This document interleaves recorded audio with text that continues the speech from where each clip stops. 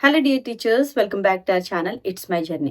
Episode 9లో మనం స్టూడెంట్స్ని ఇంగ్లీష్లో ఎలా అప్రిషియేట్ చేయాలో నేర్చుకున్నాం. ఈరోజు ఎపిసోడ్ 10లో హెల్ప్ ఎలా అడగాలి, హెల్ప్ ఎలా ఆఫర్ చేయాలి, ఇలాంటివన్నీ కూడా ఇంగ్లీష్లో ప్రాక్టీస్ చేద్దాం. Let's begin. Situation 1, asking for help. ఇప్పుడు మీకు ఒక హెల్ప్ కావాలనుకోండి, ఎలా అడగచ్చు అని అంటే, కెన్ యూ హెల్ప్ మీ, లేదా ఇంకాస్త పొలైట్గా అడగాలి ఇదే సెంటెన్స్లో, could you please help me. So దీనికి ఒక చిన్న ఎగ్జాంపుల్ చూద్దాం. Can you help me with this bag. Situation 2, offering help. ఎవరైనా ఇబ్బంది పడుతున్నారు, వాళ్ళకి మీరు హెల్ప్ చేయాలనుకుంటున్నారు. సో వాళ్ళకి హెల్ప్ ఎలా ఆఫర్ చేయొచ్చు?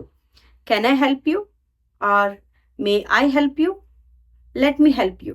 సో ఇవన్నీ కూడా చాలా కామన్ ఎక్స్ప్రెషన్స్, వీటిలో ఏదైనా యూజ్ చేయొచ్చు. Situation 3, accepting help. ఎవరైనా మీకు హెల్ప్ చేస్తామని చెప్పారు, అప్పుడు మీకు ఓకే విత్ దట్ హెల్ప్ అనుకోండి. సో ఎలా మనం యాక్సెప్ట్ చేయొచ్చు? Yes please, thank you so much, that would be great. So ఇలా చెప్పచ్చు. ఇక సిచ్యువేషన్ 4, రిఫ్యూజింగ్ పొలైట్లీ. మీకు హెల్ప్ అవసరం లేదు, సో దాన్ని కూడా మనం పొలైట్గా ఎలా ఎక్స్ప్రెస్ చేయొచ్చు? No thank you, I'm fine thank you, I can manage thank you.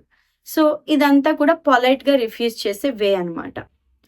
Remember, always use please and thank you. These 2 words make your English sound polite and respectful. మరి ఈరోజు homework ఏంటో తెలుసా? ఈరోజు మీ ఇంట్లో, స్కూల్లో, ఆఫీస్లో ఎక్కడైనా పర్లేదు, మీకు ఈ 4 సిచ్యువేషన్స్లో ఏ ఒక్క సిచ్యువేషన్ వచ్చినా ఖచ్చితంగా ఈ సెంటెన్సెస్లో కొన్నిటినైనా యూజ్ చేయండి. మీరు కంప్లీట్గా యూజ్ చేసినప్పుడు కామెంట్ బాక్స్లో డన్ అని టైప్ చేయండి. Teachers, helping others makes conversation beautiful. ఇక ఎపిసోడ్ 11లో మరొక మంచి టాపిక్ గురించి డిస్కస్ చేద్దాం. Until then, keep smiling, keep practising, keep speaking. See you tomorrow.